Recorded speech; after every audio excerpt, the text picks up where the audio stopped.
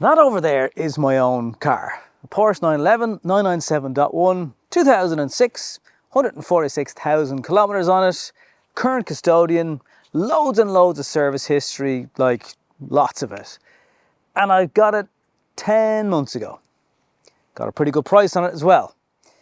And for the most part, I've really enjoyed it, apart from the usuals like taxing a car like that in Ireland, which is €1,809. But in the last few days, I've had a repair / maintenance bill. And I suppose I'm doing this video as a word of warning, a word to the wise, a word to the wiser, perhaps.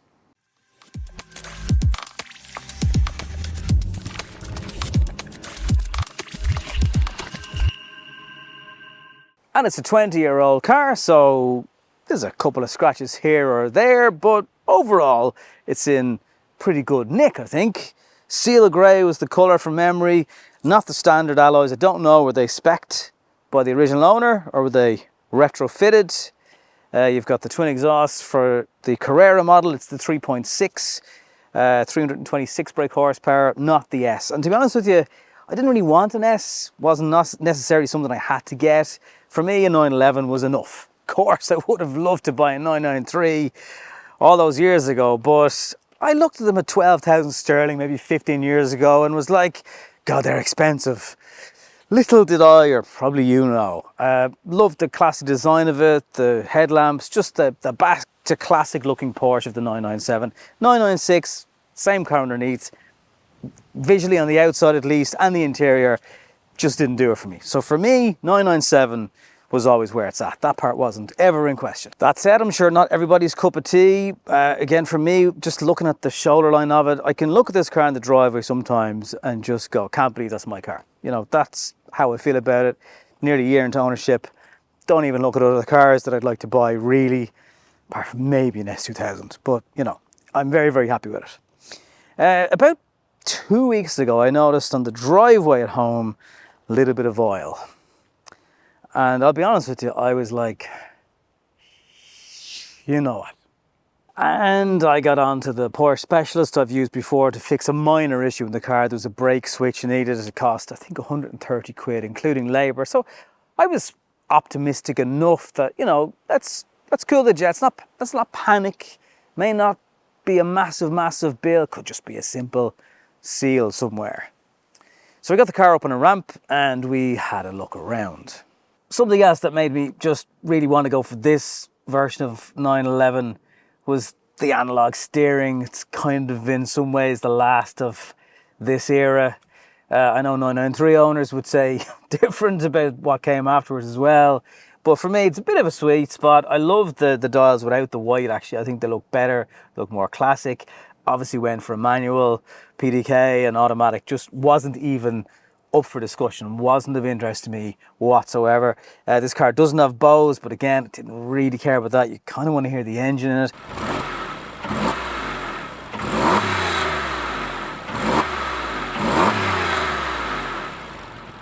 I think it was retrofitted, but factory cruise controls on the car as well, which is very handy. And someone has changed out the radio, so the original is gone. It does kind of bother me that the OEM look isn't there, but it's a decent Pioneer head unit. It's got the Bluetooth. You can use your CarPlay depending on what version of phone you have. My phone doesn't work with it, but if you plug in, I think an iPhone 11 or 12, it does work. So I was thinking, should I just get an old phone, plug it in and tether off mine or whatever. So that's the interior. Comfortable seats, electronic, very comfortable, heated as well. Climate control, it's just standard 997. Sunroof as well inside. So when I was getting this oil leak checked, the specialist had it up on a ramp. All the usual checks were done, and yeah, it turns out it was a tandem oil pump. I have everything here. So it's kind of a porous type thing that sits a little bit in beyond the exhaust. Now, I'm not a mechanic or an expert in any of this kind of stuff, so I'll probably mix things up, and it doesn't matter. The point is that bill. And then, like a lot of things, to get to one thing, you've got to remove other parts. So the exhaust has to come out, the cat has to come out. There's quite a bit of work needed in this tandem oil pump. The cost of just that alone, including labour, is €641. So that's a lot. It's, yeah. Then look, while you're doing that oil and filter service, that needs to be done. Just a minor service, because the last service on the car was a major. And there's bills in the glove box for €4,000 in Porsche Dublin. No questions about that. And I suppose I knew what I was buying, having gone from an MX-5 last year, which really won't cost you an awful lot of money to keep on the road at all, compared to this. I knew this was bigger boy stuff, so don't get me wrong. You know, I'm not thinking I'm running a Ford Fiesta here. And then I said, well, look, while it's up on the ramp, will you just have a look at the brake lines, discs, just give it a general overview, underview from underneath, just to see, you know, how is the car otherwise. Bearing in mind, I had the IMS bearing, checked for bore scoring, all that was done. So then we did a walk around and I had a look, and yeah, the brake lines, they're knackered. Coffin arms, bit of life in them, but again, they're nearing the end of their life. Pads and discs on the outside, they look okay, but I knew from driving it just didn't feel right, and there was kind of a scraping sound that it just wasn't stopping the way it knew it should. So yeah, on the inside, just crud and just old. So then, yeah, so the exhaust, remove the rear bumpers and heat shields. The bolts may not even come out. They could be just totally, again, wrecked and might need to be drilled out. Don't know that until they go looking. And then there's the oil leak, which could be the RMS and the chain tensioner, and that's another. The biggest part of that, again, is labour. It's 9 hours labour for the RMS and the chain tensioner, which comes in at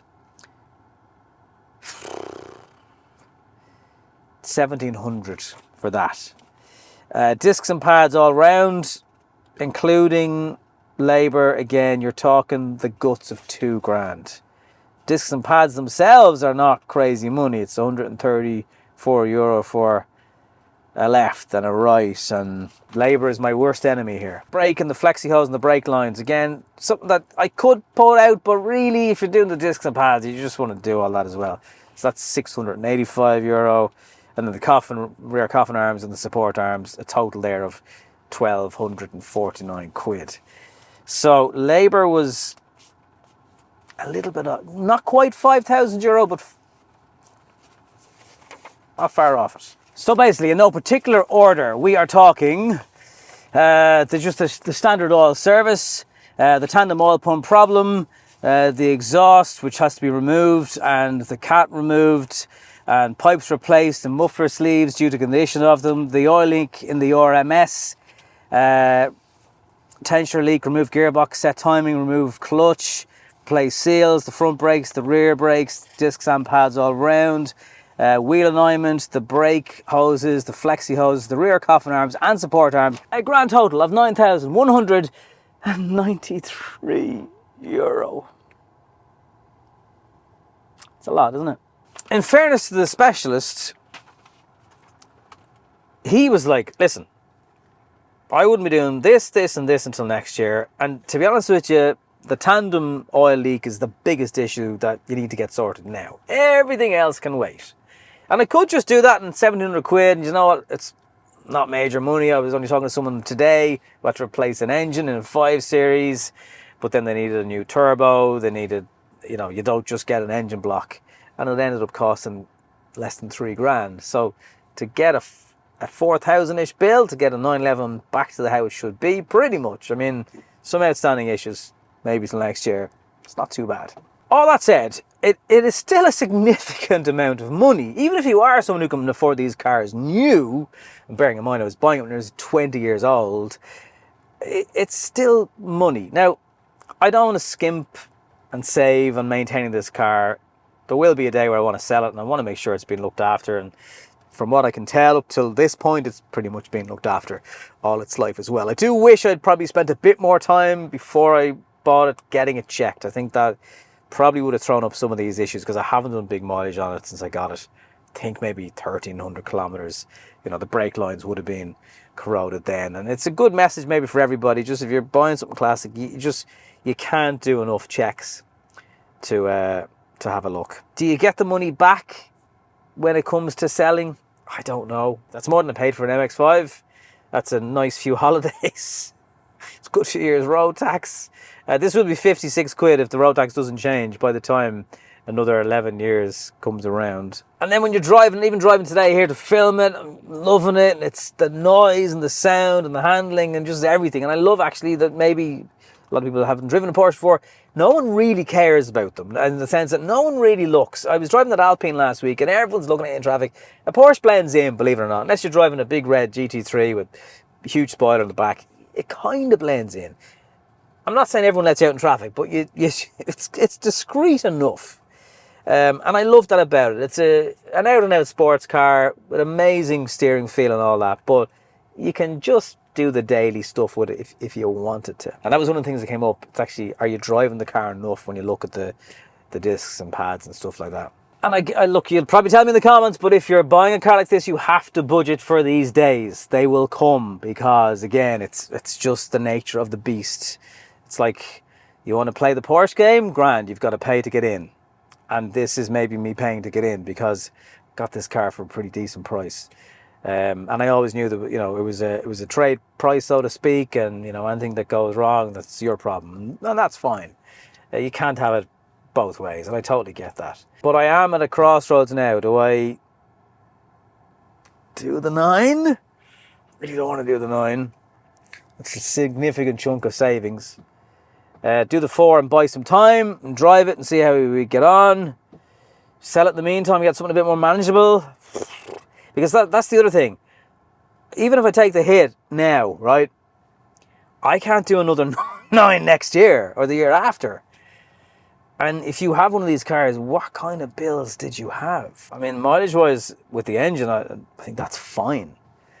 But it's the other nasties that just can pop up.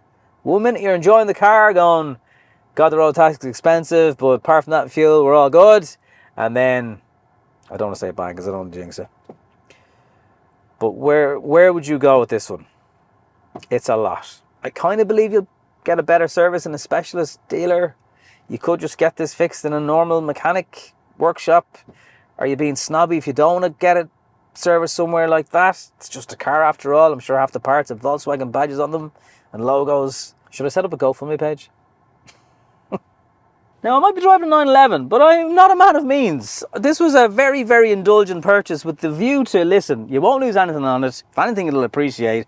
And you get to say and drive, you have a 911. And I'm okay with that. I'm a big boy. I know these are not cheap cars to run and maintain. But I don't think I was expecting a €9,000 bill. So, a couple of reasons for this video. One, I suppose, is just to remind you, if you're buying a classic car, overdo the due diligence because you just can't do enough of it. I've since learned, of course, that you can get an inspection from a Porsche specialist. They'll come and look at a car with you for about 350 quid, 400 quid, including checking for bore scoring, which is essential if it's a 997.1, if it's a certain type of Boxster. The .2 is not as prone, and they change bits of the car to sort that out. Would you spend the £4,000? I think that's kind of without question. Would you put off another 5 till next year, bearing in mind even the specialists are telling you, listen, this is not needed right now? Or are you one of those people who thinks, no, it's just got to be done, it's Porsche, you got to mind it? And then you're obviously thinking the day will come where you want to sell it. And whoever's going to buy a car like this, if you're looking for 50 grand, 60 grand, who knows where the values are going to go. When you want that kind of money back for a 20 plus year old car, you need paperwork and receipts to back that up. So none of that stuff is in question. Or would you sell it? Where would your head be if you're in this situation? Now, I know it's a nice car, it's a very expensive car, but I'm not a millionaire by any stretch of the imagination. So I'm a normal guy with a normal job who's kind of going, Jesus, that's a lot of money. That's where my head is at. And as you can see, there isn't just one sorted space. Hence, I need your help. Leave your thoughts below. Are you an owner of one of these? Have you been in this situation before? What did you do? Or would it put you off buying something a little bit older? Maybe playing it safer with stuff like a Golf GTI or whatever. Do let me know in the comments down below. Thank you very much for watching this video. A little bit different compared to reviewing Skodas and whatnot. I'll see you next time.